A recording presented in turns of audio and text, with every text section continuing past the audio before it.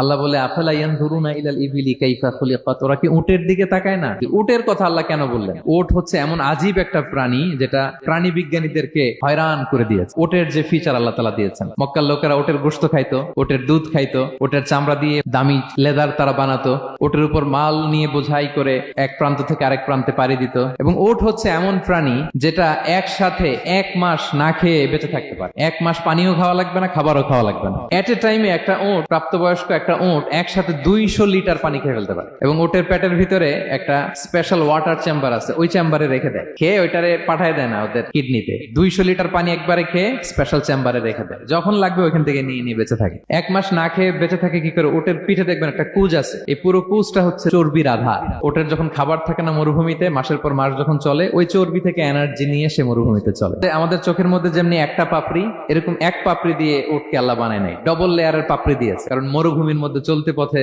লু হাওয়া থাকবে, মরুভূমির সাইমুম, বালুর ঝড়, এই ঝড় মোকাবেলার জন্য, লু হাওয়া মোকাবেলার জন্য ডবল লেয়ারের চোখের পর্দা। একটা পর্দা ফেলে রাখে আর একটা খুলে সে হাঁটতে থাকে, তার কিছুই হয় না। সুবহানাল্লাহ। এবং মরুভূমির মধ্যে যে ক্যাকটাস আছে, গুলমলতা, বড় বড় কাঁটা জাতীয় গাছ, যেই কাঁটা পৃথিবীর কোনো প্রাণী খেতে পারবে না, কিন্তু একটা উট অনায়াসে খেয়ে ফেলতে পারে।